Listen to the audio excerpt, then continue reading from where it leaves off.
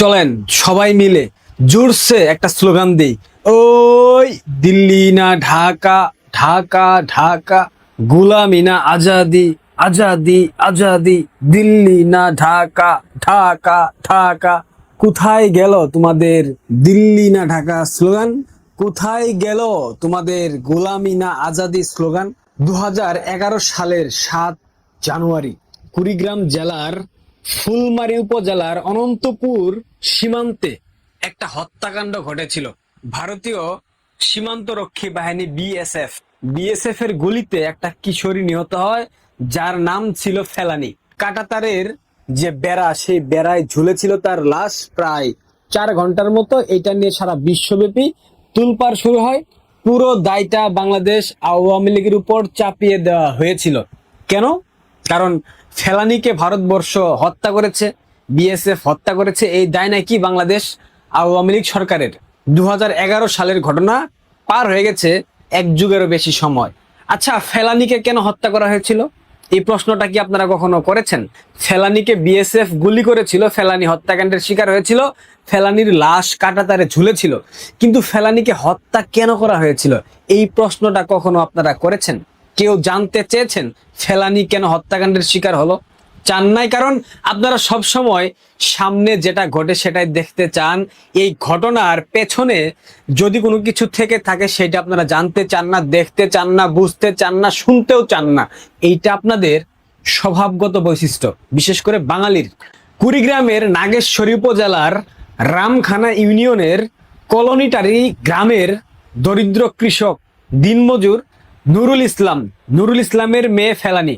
নুরুল ইসলাম সীমান্ত দিয়ে অবৈধভাবে ভারতে চলে যায়। পেটের তাগিদে, ক্ষুধার তাগিদে সে বাংলাদেশে তার জীবিকা নির্বাহ করতে অক্ষম ছিল, যার কারণে সে ওই সীমান্ত ব্যবহার করে ভারতবর্ষে চলে যায়।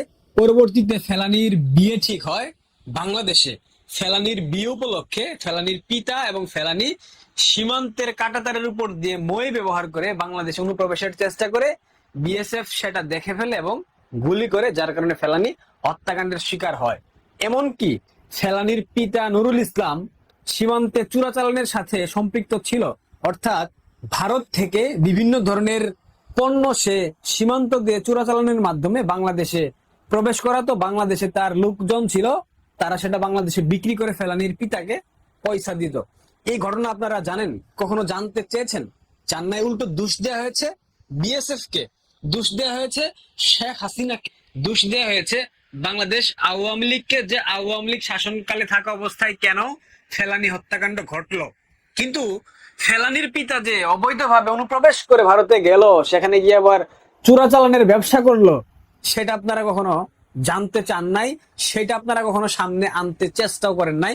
বাংলাদেশের সুশীল বুদ্ধি, বাংলাদেশের গণমাধ্যম কর্মী, সাংস্কৃতিক ব্যক্তিত্ব, রাজনৈতিক দলের বিভিন্ন পর্যায়ের নেতাকর্মীরা, বিশেষ করে জামাত এবং বিএনপি এবং বামেরা এই ফেলানি হত্যাকাণ্ড নিয়ে এমন কোনো জঘন্য মিথ্যাচার নাই যেটা করে নাই। ওকে ফাইন, ফেলানি হত্যাকাণ্ডের শিকার হয়েছিল, এটা আওয়ামী লীগের দায়, এটা বিএসএফ এর দায়, এটা ভারতের দায়, এটা শেখ হাসিনার দায়, সব ঠিক আছে। কিন্তু গতকাল ব্রাহ্মণবাড়িয়ার কসবা সীমান্তে দুজনকে বিএসএফ গুলি করে হত্যা করেছে। কেন হত্যা করেছে জানেন? তারাও সীমান্তে অপকর্মের সাথে সম্পৃক্ত ছিল, তারা সীমান্তে চোরাচালানের সাথে সম্পৃক্ত ছিল। এইটা বাংলাদেশের গণমাধ্যমে আসবে না, আসবে না তো। কারণ এখন তো বাংলাদেশের গণমাধ্যমের প্রিয় পাত্র আমাদের পরাধীন মন্ত্রী জনাব তারেক রহমান ক্ষমতার মসনদে তুলতুলে জায়গায় অধিষ্ঠিত হয়ে বসে আছে। এখন তো মিডিয়া সেগুলা বলবে না। মিডিয়া সবসময় শেখ হাসিনার ভুল ধরতে ব্যস্ত ছিল, মিডিয়া সবসময় আওয়ামী লীগের ভুল ধরতে ব্যস্ত ছিল। মিডিয়া জামাত, ডান বাম, এনসিপি এদের ভুল কখনো চোখে দেখবে না, কারণ মিডিয়া দালাল, প্রথম সারির দালাল। আজকে যেই সব সাংবাদিককে জেলে আটকে রাখা হয়েছে শুধুমাত্র আওয়ামী লীগের শাসনামলে তারা আওয়ামী লীগের সাথে সুসম্পর্ক বজায় রেখেছিল, তাদেরকে মিথ্যা মামলায়, ভুয়া হত্যা মামলায় গ্রেফতার করে রাখা হয়েছে। শাকিল, ফারজানা রূপা, সাংবাদিক দম্পতি, শাহরিয়ার কবির, উনাদের মতো ব্যক্তিদেরকে জেলে আটকে রাখা হয়েছে। এগুলার পুনরাবৃত্তি বাংলাদেশে ঘটবে না? জনাব তারেক রহমান, আপনি কি বাংলার মসনদে চিরকালের জন্য স্থায়ী হয়েছেন? অন্যায়। এখন এনসিপির দালালগুলা স্লোগান দেবে না? ছাত্র দলের দালালগুলা স্লোগান দেবে না? ওই দিল্লি না ঢাকা, ঢাকা ঢাকা, গোলামি না আজাদি, আজাদি আজাদি। এখন যাও ব্রাহ্মণবাড়িয়ার কসবা সীমান্তে, সেখানে গিয়ে স্লোগান দাও 7 সিস্টার্স দখল করব, সেখানে গিয়ে বলো পশ্চিমবঙ্গ দখল করব 4 দিনের মাথায়, সেখানে গিয়ে ইমানি জোশ দেখাও, সেখানে গিয়ে জিহাদি জোশ দেখাও, সেখানে গিয়ে স্লোগান দাও নারায়ে তাকবীর আল্লাহু আকবার, যাও না স্লোগান দাও, দেখি তোমাদের কত বড় বুকের পাঠা।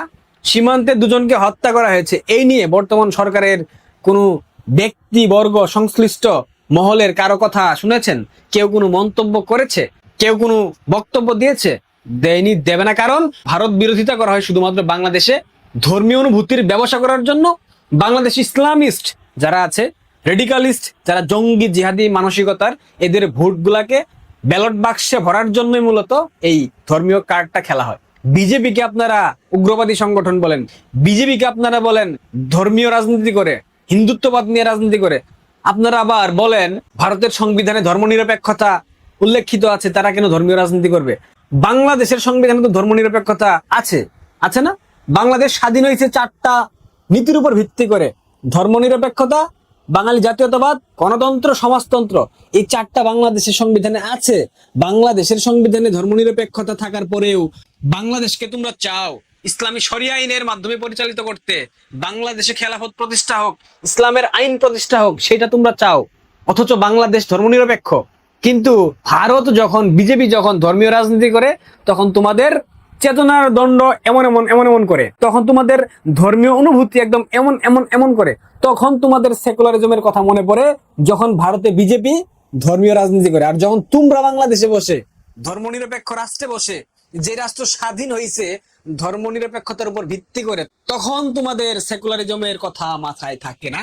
জামাতের আমিরই বলতেছে পশ্চিমবঙ্গে মুসলিমদের নির্যাতন হয় কিনা সেটা আমরা খতিয়ে দেখবার চেষ্টা করব। একাধিক জঙ্গি জিহাদি মৌলবাদী এই মাদ্রাসার পায়ু যোদ্ধারা ভারতকে হুমকি দিচ্ছে, হুঁশিয়ারি দিচ্ছে দখল করবে। ক্ষেত্র বিশেষে দেখলাম বিএনপির বিভিন্ন নেতাকর্মীরাও হুমকি দিচ্ছে, ধামকি দিচ্ছে। ভারতে পশ্চিমবঙ্গের বিজেপি সরকার যদি সংখ্যালঘু মুসলিমদের উপর নির্যাতন চালায়, বাংলাদেশও সেটা চলবে হিন্দু ধর্মাবলম্বীদের উপর। কি চমৎকার, কত বড় দ্বিচারিতা এদের মধ্যে! আপনারা জাস্ট চিন্তা করেন। ক্ষমতা এমন একটা জিনিস, এটাকে উত্তপ্ত করার মতো ভাবতে হবে। বাংলাদেশের ক্ষমতা একটা উত্তপ্ত করার মতো। শেখ হাসিনা বাংলাদেশ থেকে চলে যাওয়ার পর ইউনূস রাষ্ট্র ক্ষমতায় বসলো, তারেক রহমান সবকিছু সমঝোতার মাধ্যমে বাংলাদেশে আসলেন। এসেই তিনি ভেবেছেন ক্ষমতার চেয়ারে যেভাবেই হোক তাকে বসতে হবে। আসলেন, বসলেন। এরপর যখন বুঝলেন এটা উত্তপ্ত একটা করা, এখানে বসলে পশ্চাৎ দেশ জ্বলে পুড়ে ছারখার হয়ে যাবে যদি আমি এই ক্ষমতার তাপটাকে নিয়ন্ত্রণ করতে না পারি। জনাব তারেক রহমান এই তাপকে তিনি নিয়ন্ত্রণ করতে পারেন নাই, তিনি সার্বিকভাবে ব্যর্থ হয়েছেন। এখন আমি নিশ্চিত ভাবে বলতে পারি, জনাব তারেক রহমান যখন তার বইয়ের বুকে মাথা রেখে ঘুমায়, তার বইয়ের কুলে মাথা রেখে ঘুমায় রাত্রিবেলা, তখন সে নিঃসন্দেহে স্বপ্ন দেখে একজন মহিলা 70 ঊর্ধ্ব। সেই মহিলা কিভাবে এই দানবীয় রাষ্ট্রকে পরিচালনা করেছেন, সেই মহিলা কিভাবে এই অসংখ্য দৈত্য দানবকে বোতলবন্দি করে তিনি রাষ্ট্র পরিচালনা করেছেন, বাংলাদেশের প্রত্যেকটা সেক্টরকে তিনি কিভাবে একক হাতে সামাল দিয়েছেন, বাংলাদেশটাকে কিভাবে তলাবিহীন ঝুড়ি থেকে মধ্যমায়ের দেশে রূপান্তর করেছেন, বাংলাদেশের অর্থনীতি, শিক্ষা, স্বাস্থ্য, সামরিক খাত, নারী ক্ষমতায়ন থেকে শুরু করে সংখ্যালঘুদের জন্য বিভিন্ন ধরনের বন্দোবস্ত করা, বিভিন্ন ভাতা ব্যবস্থা করা, বিধবা ভাতা, অসংখ্য, মানে বাংলাদেশের প্রত্যেকটা সেক্টর, গৃহায়ণ প্রকল্প, যে যাদের বসবাসের জন্য জায়গা ছিল না, জমি ছিল না, বাস্তুহীন, গৃহহীন, তাদেরকে ঘরবাড়ি নির্মাণ করে দেওয়া। কি করেন নাই? বঙ্গবন্ধুর কন্যা আপনাদের জন্য কি করেন নাই? বিনিময়ে আপনারা কি দিয়েছেন? তাকে অসম্মানিত করে তার অন্তর্বাস নিয়ে আপনারা হাসি তামাশা করেছেন, ঠাট্টা করেছেন, তাকে হত্যা করতে না পেরে সেটার ক্ষোভ আপনারা সামাজিক যোগাযোগ মাধ্যমে প্রকাশ করেছেন।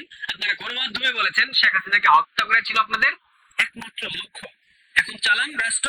আমি আজকে এই ভিডিওতে বলে গেলাম বাংলাদেশে এমন দিন আসছে দ্রুত। তারেক রহমান শেখ হাসিনাকে ফোন করে মাফ চাইবেন, তিনি বলবেন আসেন আমরা একসাথে মিলে দেশ পরিচালনা করি। কারণ তারেক রহমানের বাবার সাধনায় এই রাষ্ট্র পরিচালনা করবেন। বাংলাদেশের অর্থনৈতিক অবস্থা যেভাবে ধ্বংসের দিকে আগাচ্ছে, বাংলাদেশের রিজার্ভ কত এখন আমি জানি না, আপনারা জেনে থাকলে আমাকে কমেন্টে জানিয়ে যাবেন। এই রাষ্ট্র পরিচালনা করা, রাষ্ট্রের না আছে আইন শৃঙ্খলা, রাষ্ট্রের না আছে কোনো সিস্টেম, রাষ্ট্রের আমলাতন্ত্র দুর্নীতিগ্রস্ত, রাষ্ট্রের প্রত্যেকটা সেক্টর ভেঙে পড়েছে, আবার তার মধ্যে মরার উপর খাড়ার ঘা মার্কিন বাণিজ্য চুক্তি, জ্বালানি সংকট, হামের টিকার অভাবে প্রতিদিন অসংখ্য শিশু মৃত্যুবরণ করতেছে। সবকিছু মিলিয়ে ভাই আমি আবারও বলতেছি, তারেক রহমান খুব শীঘ্রই বঙ্গবন্ধু কন্যার সাথে কথা বলে বলবে যে আসেন, দেশে আসেন, আপনার উপর থেকে সব অবৈধ রায় আমরা প্রত্যাহার করে নেব, আমরা রাষ্ট্রটা একসাথে মিলে পরিচালনা করি। এছাড়া জনাব রহমানের আর কোনো পথ বাকি নাই। যেভাবে আগুন নিয়ে খেলতেছেন, একদিকে ভারত, অন্যদিকে চীন, তার উপর মার্কিন যুক্তরাষ্ট্র, এই তিনটা বৈশ্বিক ক্ষমতাকে ব্যালেন্স করার সক্ষমতা 10 পাস প্রধানমন্ত্রীর মধ্যে নাই। এটা খোদ 10 পাস প্রধানমন্ত্রী নিজেও জানে। সুতরাং দিল্লি না ঢাকা, ঢাকা ঢাকা, আজাদি না গোলামি, আজাদি আজাদি, এইসব স্লোগান না দিয়ে আপাতত স্লোগান দেন, ওই দিল্লিও না ঢাকাও না, ইসলামাবাদ ইসলামাবাদ, দিল্লিও না ঢাকাও না, করাচি করাচি, এই ধরনের স্লোগান দেন। তাহলে বাংলাদেশের মানুষ বুঝবে যে আপনারা সত্যিকার অর্থে কি ধারণ করেন।